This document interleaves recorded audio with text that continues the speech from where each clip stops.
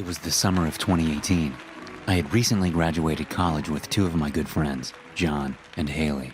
John had been a close friend my whole life, and I met Haley in one of my college classes. I had a crush on Haley since I met her. She was a beautiful girl, blonde hair, blue eyes, and a small, petite figure.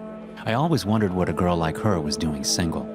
Haley suggested that John and I join her for a few days in New York City. She said it would be a great way to blow off some steam before we got started with our real jobs.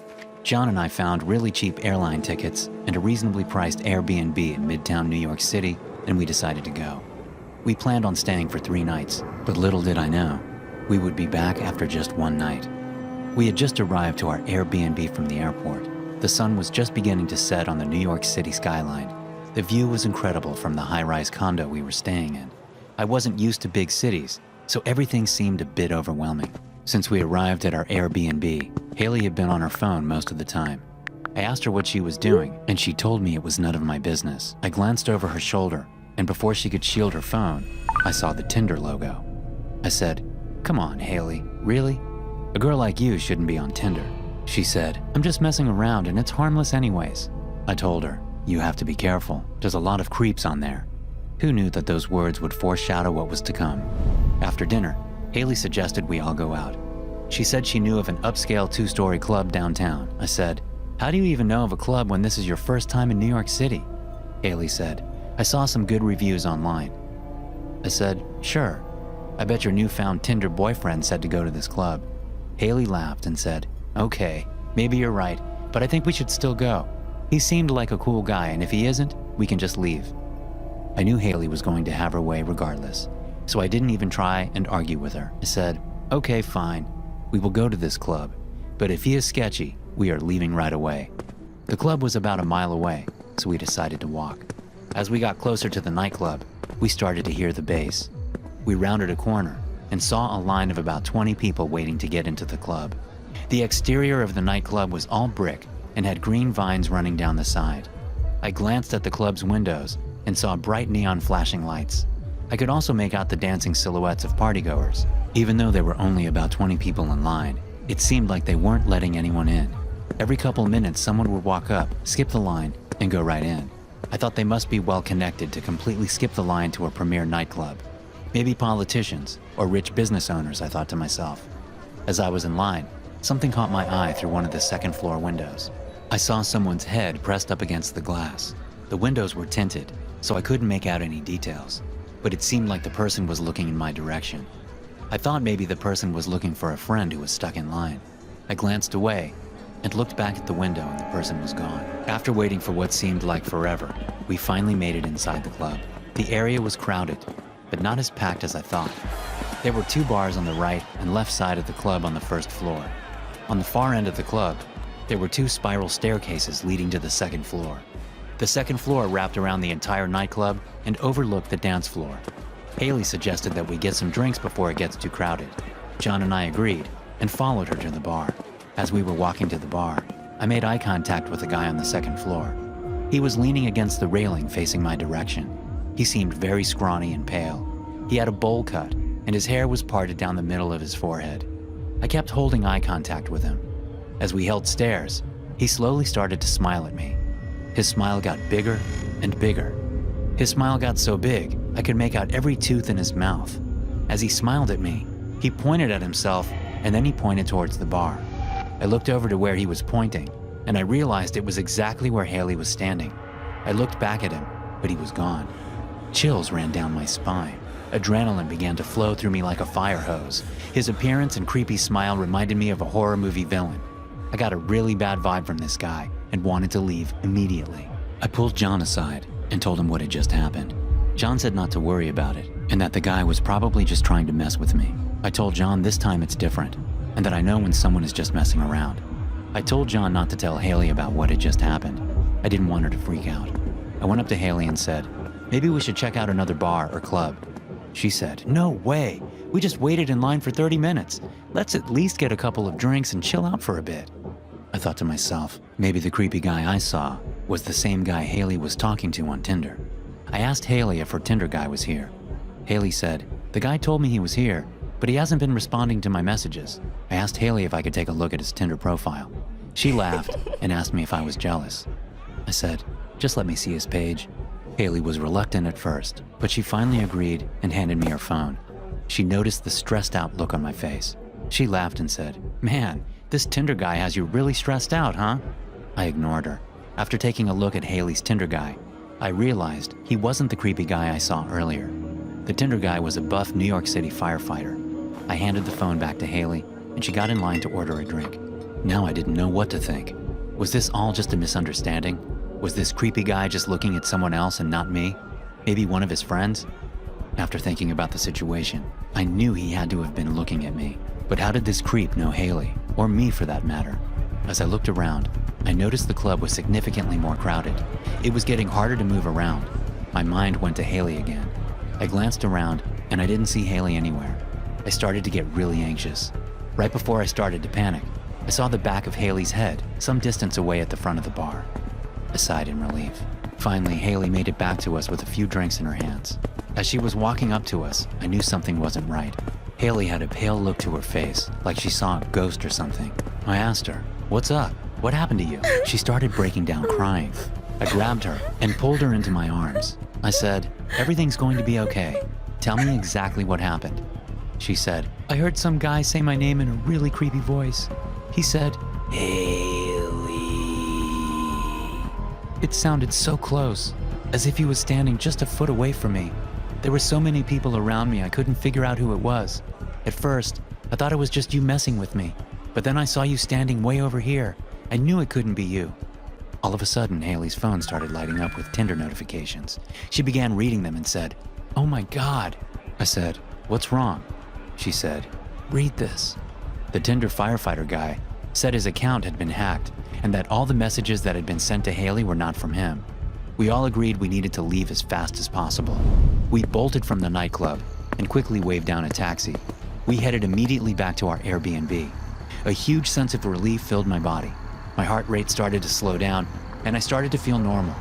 I was so glad to be out of that place. We arrived at the main lobby of our Airbnb. I pressed the button for the elevator, and we all got in. I saw a Snapchat notification pop up on Haley's phone. Haley looked down at her phone, and I saw the same ghostly look come across her face again. I thought to myself, "Oh no, what now?" She said, "Oh my God, I totally forgot I added the Tinder guy on Snapchat before we went out." I asked Haley if she had her location on. She said, "Yes, I do. Why?" I said, "That creep knows where we were staying and knows we are right." Before I could even finish my sentence, the elevator doors opened and my heart dropped. Right in front of us was the same creepy guy at the nightclub. He was staring right at us, that same fanatical smile across his pale face. He said, "Why did you guys leave in such a hurry? We were just starting to have fun." Hey everyone, if you enjoy these stories, be sure to check out the Dr. No Sleep podcast by clicking the Spotify link in the description below. There you will find more nightmarish horror stories not yet featured on my channel. For iPhone users, just search Dr. No Sleep in the search bar on Apple Podcasts. Now back to the story. I don't know what happened that night, or what she was planning to do with me. I am just glad I made it out alive. It all started when my friends and I decided to go to Vegas for my 21st birthday. At the last minute, everyone bailed, besides my good friend Dylan.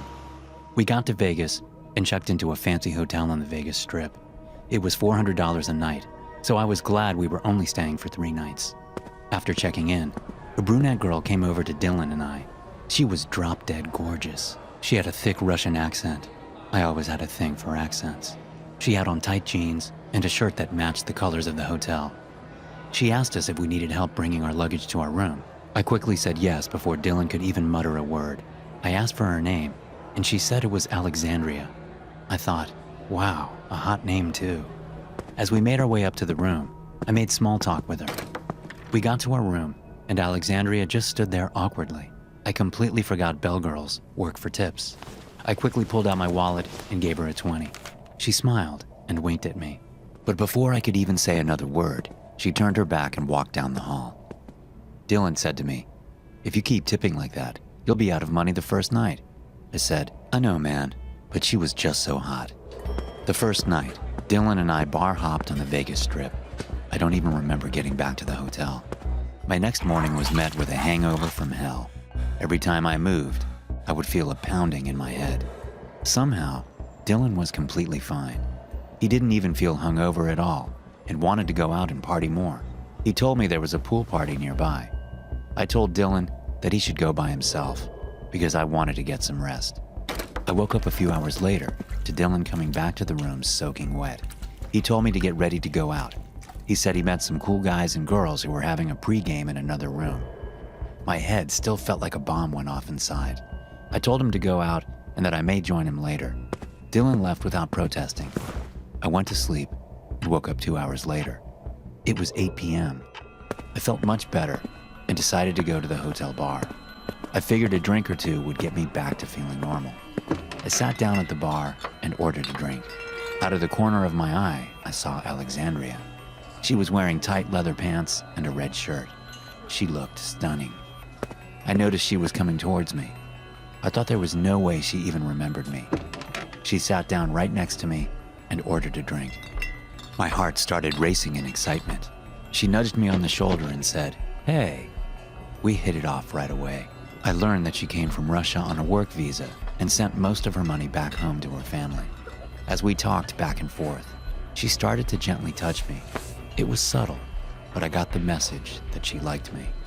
I started to touch her back, and then we started making out.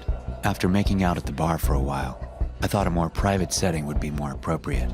I told Alexandria I was going to use the restroom, and then after we could go back to my room.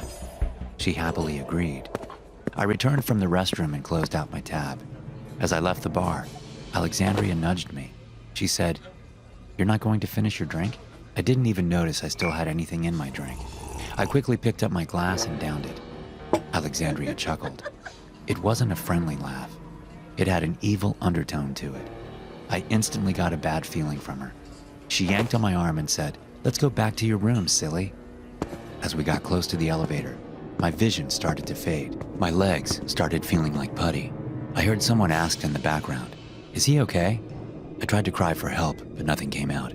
Alexandria answered, "He's fine, just had too much to drink." The elevator door shut, and that's the last thing I remembered. I woke up in my hotel bed. My hands and feet were tied to the bedposts. Alexandria was standing in front of the bed. She was dressed in a white coat, almost like a surgeon.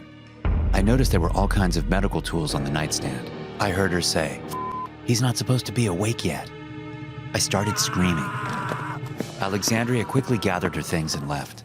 An hour later, Dylan helped untie me. He had a big smile across his face. He asked, "What kind of kinky stuff did you guys do?" I told him everything that happened, and he was shocked. I went to take a shower to get ready for bed. I opened the bathroom door and was horrified to what I found. The bathtub was filled to the brim with ice. There was a cooler next to the toilet filled with ice also. I didn't know what to think. Was Alexandria a crazed killer? Was she trying to harvest my organs? All I know for sure is that I'm not going to Vegas anytime soon. Also, it turns out that most of you guys who watch me aren't actually subscribed. So if you like the content and want to support the channel, go ahead and hit the bell. It's free, and you can always change your mind later. A loud ring alerts me to a guest's arrival. I brush lunch's leftover crumbs from my uniform and put on my customer service smile. The customer's happiness is the hotel's success after all, and I'm proud of my position here. Welcome to Quality Stay. The guest is pretty, almost model pretty, but not quite, and young, must be in her 20s. She just sighs, exasperated, as if she's already exhausted by my enthusiasm. I dial back my tone a smidge. Checking in? The guest merely nods, glances down at her phone. Place looked nicer in the photos, but I guess that's what I get for booking budget. Her dark, oversized sunglasses make it difficult to tell if she's talking to me or just complaining to herself. "Well, miss, I can assure you that you've booked with the region's premier all-inclusive hotel." Silence. "Reservation should be under Cynthia Locke," she grunts, inspecting the counter's cleanliness. "It should be in fine order. I disinfect every hour, on the hour, more often as needed. That's the quality way, and that's my way." "Fabulous, Miss Locke," I confirm, clasping my hands together. "We have you in room 112. She scoffs. "First floor? Seriously?" Take a deep breath, tap on some keys. "Well, today is your lucky day, Miss Locke. We have an upgrade available. Top floor, balcony room." How much? No extra fees, I insist, leaning forward. All inclusive. She seems unimpressed. Fine. Oh, fantastic, I exclaim. The woman flinches. I take a deep breath, quiet myself down, and ready her keys.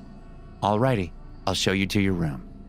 I step round the corner to heave her designer bag over my shoulder. She watches so intently that it might as well be carrying her child. I guide her down the hallway. She stops when the buzzing sound of power tools emanates from behind a door. There better not be any construction on my floor. Construction? I flash a smile. No, certainly not, miss. We enter the elevator. I nudge the button for the top floor. It's not a long way up. We're a smaller hotel, focused on quality customer experience. We exit at the top, her leather bag weighing down on my aching shoulder, though my smile never wavers. Screams arise from room 512. The guest points to the door. The f*** is that? Oh, Nancy hosts scream therapy sessions each afternoon.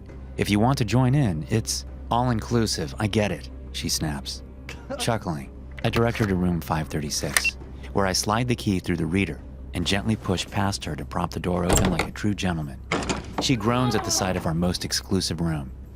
As I shift her bag off my shoulder, she yelps, "Not on the floor!" I tenderly lay her luggage on the bed instead. Oh, I almost forgot. Complimentary champagne. I interject with excited jazz hands. Is it? Yes, Miss Locke. It's chilled. I pour a glass from the bottle in the mini fridge and make my exit. I wait about 20 minutes for the sedatives to kick in, then enter with my cart of tools. A quick jab in the neck to bleed her out. Painless, really. Before I expertly carve chunks of flesh off bone. Humming while I work, I drop the meat into chilled, ice-filled buckets.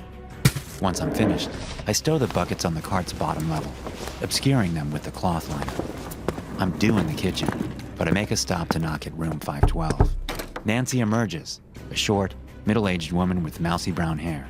I bend to retrieve one of the buckets, resting it upon the top of my cart. "Oh, Clarence," she breathes, a mischievous smile forming as she gazes down at its contents, one of Miss Locke's dismembered hands. "Room service? You angel."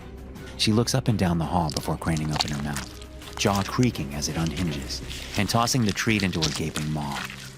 Nancy swallows it whole, throat swelling and pulsating as she passes her meal. Gulping, she fishes in her pocket for a tip. "Oh, stop it, Nance." I grin, then wink. "Remember, it's all inclusive."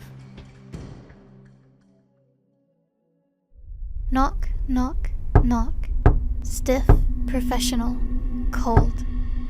I have to restrain myself from giving away our secret knock upon my boss's door.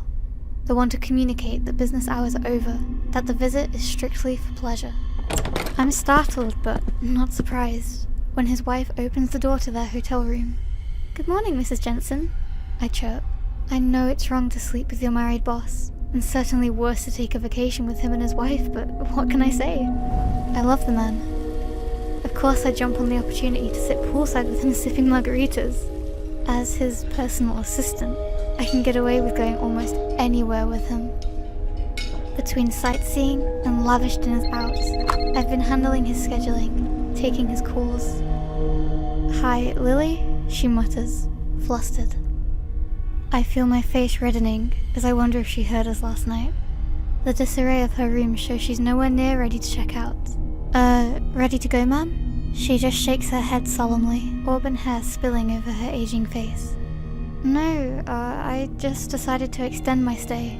Grant's been called away for business. I'm sure you know that, of course." She quips, a slight bitterness to her tone.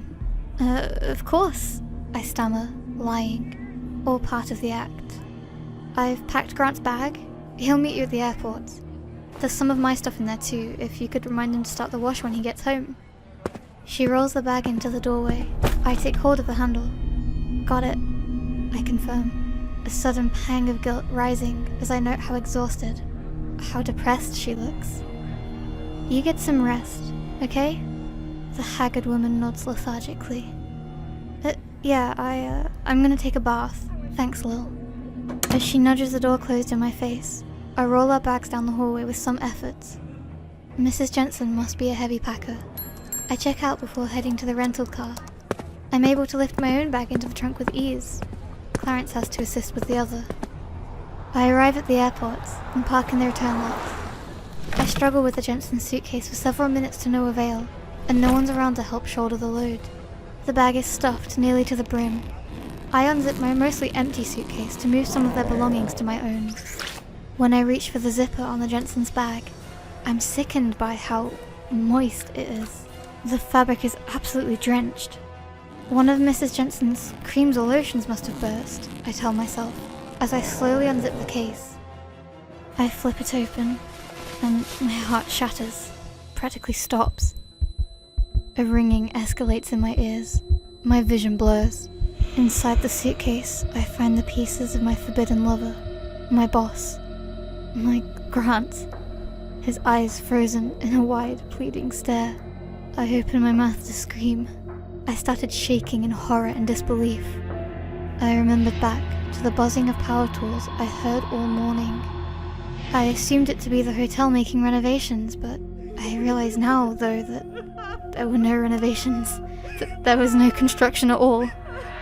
There was only the deconstruction of Grant's lifeless body. I swear to God, if I miss this flight home, my boss will have my head. The damn traffic and a painfully slow Uber driver have left me entering the airport with only 20 minutes until takeoff. I leave a sigh of quasi-relief as I notice the line for security isn't full of people standing idle, snaked around to oblivion. I take my place in line, fuming. I didn't even want to take this trip. I only left town to attend my uncle's funeral. It may sound cold, but I'm not even grieving. The man was a useless shit stain from the moment he was born to the moment he drove headfirst into a tree trunk, drunk off his ass. As I reached the front of the line, I rushed through the motions, setting my work laptop in its own separate bin, shoes and belt removed, duffel bag dropped on the conveyor belt. Once I'm through, I practically sprint to collect my belongings. I almost put my shoes on the wrong feet, I'm so scattered. I check the gate on my boarding pass, then glance up at the overhead signage, groaning. Just my luck. Opposite side of the building. With no time to spare, I duck and dart around packs of travelers, moving lethargically to their own boarding locations. I'm out of breath by the time I reach the gate, just at final boarding call. Shoving my boarding pass into the steward's hand, I busy myself with a voicemail. It's an angry tirade from my boss, of course, demanding I come into the office as soon as the plane's wheels hit the ground. Sir, are you sure this is your destination? I hardly hear him over my boss's yowling. Frustrated, I grit my teeth. Yeah, just let me on. Shrugging, he scans my pass. I juggle my luggage while drafting an email on my phone, finding the final available spot beside a rather ill-looking woman. Sign. I thrust my bag in the overhead space and plop into the seat. The plane takes off with no mention of safety protocols. Either that, or I'm too distracted to notice. I've just closed my eyes to settle in for a nap when the passenger beside me taps my shoulder. So, she chuckles nervously. You ready for the heat? Christ, I think. She's one of those people. I offer a curt response, hoping she'll take the hint. I've lived in Phoenix all my life, so... Well, I guess that certainly helped prepare you.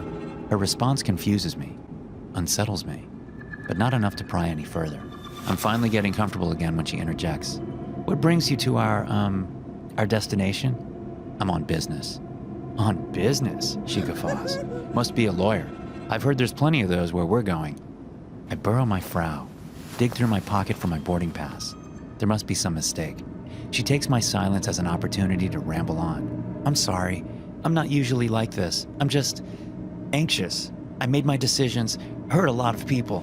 She grimaces exaggeratedly before whispering. Between you and me, I killed my husband, stuffed the pieces in his mistress's suitcase. The woman raises the sleeve of her shirt to reveal 2 gaping slashes running vertically up her arm, still oozing dark blood. Recoiling, I glance frantically around the plane and its passengers.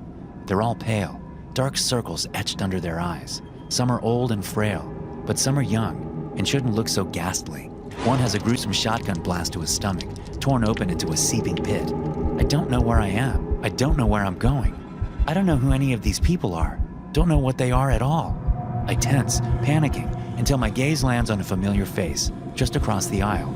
He's barely recognizable due to his injuries. Face bruised and swollen, nose crushed, limbs broken at odd angles. It's impossible, but I know that I know him. It's my uncle, the one whose casket was buried mere hours ago. He gives me a smile and a wave, teeth shattered, fingers crumpled. I look down at my boarding pass. In my haste, I've misread the gate number. This is not my flight. The pilot's voice abruptly comes on the overhead speaker, eerily cheerful with patches of distortion. "We've reached our destination, folks. Buckle up. It's a quick descent." Where are we going? The woman looks to me, confused, as the plane launches into a sudden nosedive. The comfort of gravity is ripped from beneath me all at once. She appears completely unfazed. Isn't it obvious? The temperature rapidly increases to a sweltering heat, windows fogging over and cracking in the blistering atmosphere. We're going down. Thanks for watching. Be sure to subscribe and smash that like button to get notified every time I upload a new video. You can also check out some more of my animated horror stories right here.